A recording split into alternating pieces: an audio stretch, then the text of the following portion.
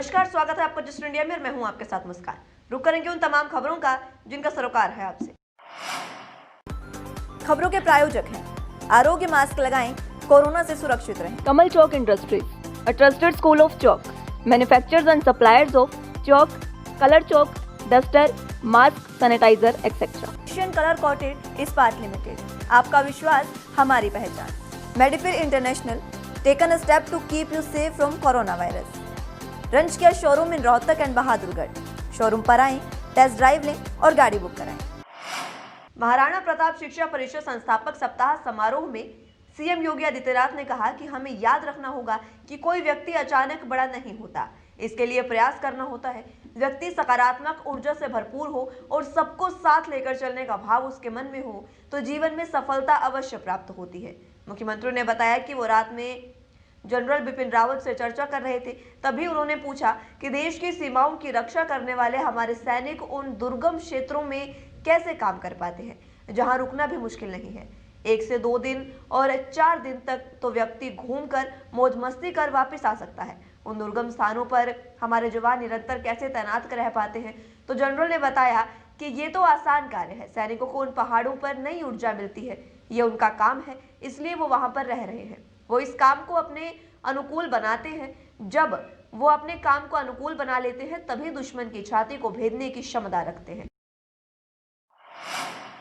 वहीं 6 दिनों पहले बॉलीवुड स्टार अक्षय कुमार की आने वाली फिल्म राम सेतु की घोषणा हुई थी। इसी हफ्ते की शुरुआत में उत्तर प्रदेश के मुख्यमंत्री योगी आदित्यनाथ मुंबई में थे और उन्होंने वहां कई फिल्म मेकर सहित अक्षय कुमार से भी मुलाकात की थी। इसी दौरान योगी आदित्यनाथ ने यूपी के गौतम बुद्ध नगर में देश की सबसे बड़ी फिल्म सिटी बनाए जाने पर चर्चा भी की।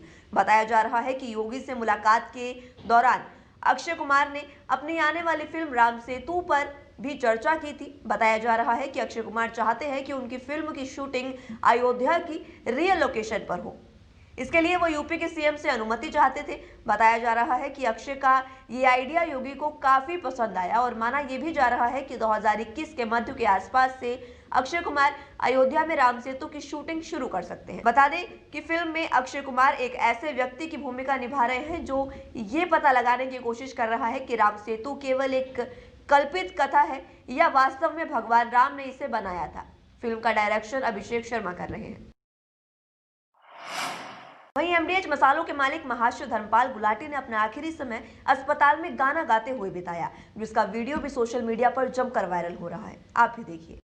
जन्मी है जहाँ पे कला, अपना भारत वो भारत है जिसके पीछे संसार चला और आगे बढ़ा, यूं आगे बढ़ा बढ़ता ही गया।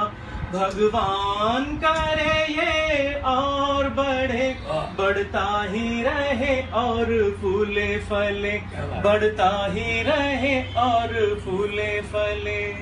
मत की बात सुनाता हूँ,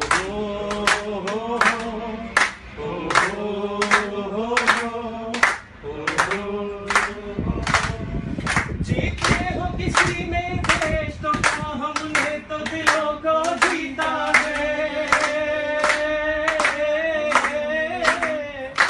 हो जहाँ राम अभी तक है, नर में नारी में अभी तक सीता है। फर्रुखाबाद पहुंचे कांग्रेस के पूर्व केंद्रीय मंत्री जितिन प्रसाद ने पार्टी पदाधिकारियों के साथ बैठक की और आगामी चुनाव को लेकर रणनीति भी बनाई। फर्रुखाबाद कांग्रेस जिला अध्यक्ष विजय कटियार के गेस्ट हाउस में पूर्व कांग्रेसी मंत्री जितिन प्रसाद ने बैठक की और पार्टी पदाधिकारियों और कार्यकर्ताओं को आवश्यक दिशा निर्देश भी दिए। जितिन प्रसाद ने सरकार पर जमकर हमला बोला कि सरकार असली मुद्दों पर ध्यान भटकाकर काम कर रही है। हेडलाइन मैनेजमेंट में सरकार काम कर रही है।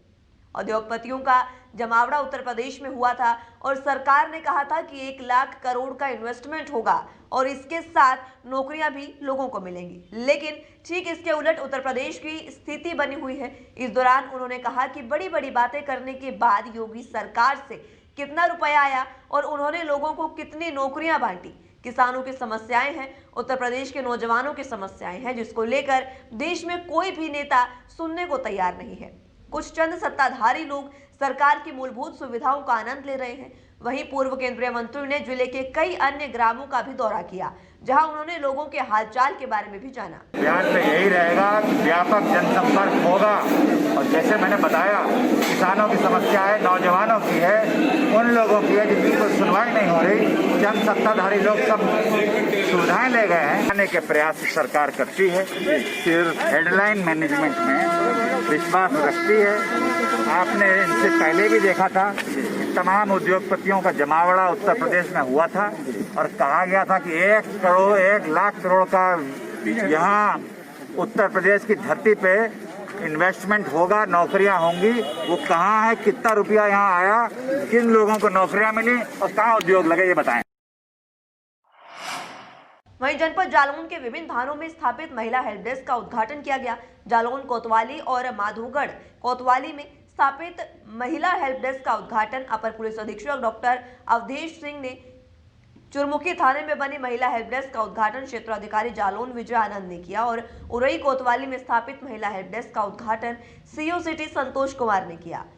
इन महिला हेल्प डेस्क से महिलाओं को मिलने वाली सुविधाओं के बारे में जानकारी देते हुए अपर पुलिस अधीक्षक डॉक्टर अवधेश सिंह ने बताया कि मिशन शक्ति के तहत महिलाओं की सुरक्षा व्यवस्था, उनके अधिकारों के बारे में जानकारी देने और महिला हेल्पलाइन नंबर से मिलने वाली सुविधाओं के बारे में जानकारी दी जाएगी। इसके साथ उन्हें सम्मान देते हुए उनकी समस्याओं को सुनते हुए संबंधित अधिकारी को इंडोर्स कर शीघ्रता से निस्तारण भी किया जाएगा। उन्होंने बताया कि इन हेल्प डेस्क को आधुनिक सुविधाओं से सुसज्जित किया जाएगा, जैसे लैपटॉप, स्मार्टफोन, प्रिंटर और महिलाओं से जुड़े मामलों को तत्काल उच्च अधिकारियों को अवगत करवाने के लिए इनका प्रयोग किया जाएगा और यथासंभव मदद भी उपलब्ध करवाई जाएगी। यहाँ पर महिला हेल्प डेस्क का उद्घाटन किया गया है, जो ये हमारी सरकार द्वारा सभी थानों पर हेल्प डेस्क बनाया गया। यहाँ पर जो भी महिलाएं आती हैं अपनी फरियाद लेकर, उनको निष्पक्ष न्याय दिया जाता है व उनकी सभी समस्याओं को गंभीरता से सुना जाता है। महिलाओं से जुड़े मामले में तत्परता दिखाने और महिलाओं को सुविधाएं उपलब्ध कराने के लिए पूरे ज़िले में आज महिला हेल्प डेस्क का उद्घाटन किया गया है। जालौन और माधोगढ़ कोतवाली में स्थित महिला हेल्प डेस्क का आज अपर पुलिस अधीक्षक डॉक्टर अवधेश सिंह ने उद्घाटन किया है। साथ ही चुरखी और उरई का क्रमशः जालौन क्षेत्राधिकारी और उरई क्षेत्राधिकारी ने हेल्प डेस्क का उद्घाटन किया है।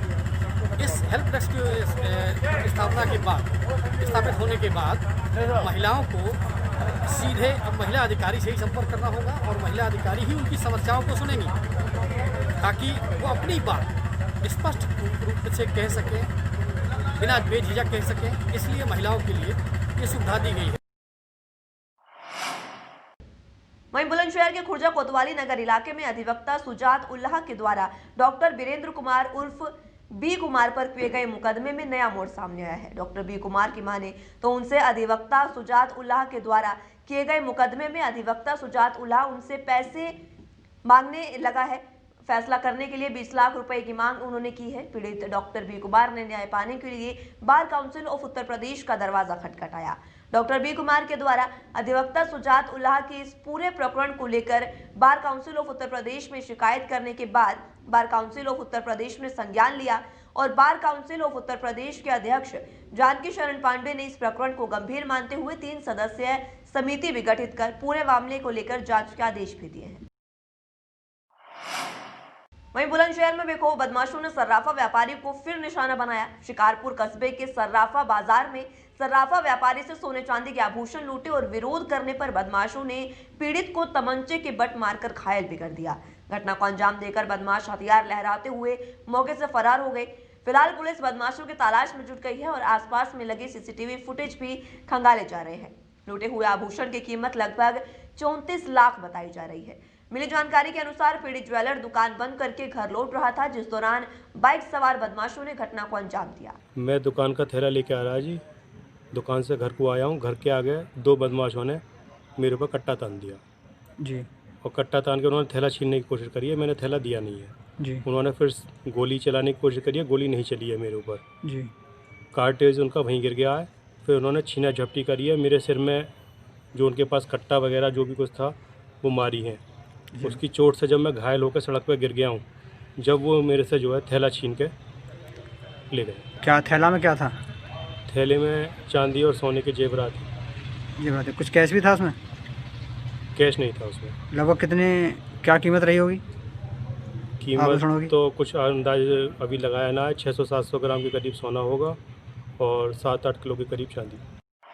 खबरों के प्रायोजक थे Kamal Chalk Industries, a trusted school of chalk, manufacturers and suppliers of chalk, color chalk, slate pencil, duster, dustless chalk, housekeeping material, mask, sanitizer, hand wash. Office number 201, first floor, Town Center Mall, D Park, Model Town, Rohtak.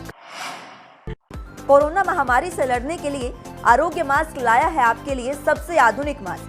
इसके साथ ही आपको मिलेगी आधुनिक PPE kit, वो भी बहुत ही सस्ते rate पर। contact@arogyamask.com पर जाएं और हमसे संपर्क करें या फिर www.arogyamask.com से जुड़ें। इसके साथ ही आप हमें कॉल कर सकते हैं। हमारा पता है Anand International, plot number 181, Panipat, Haryana. Be Fast Fit, India's fastest growing fitness chain, now at Rohtak D Park.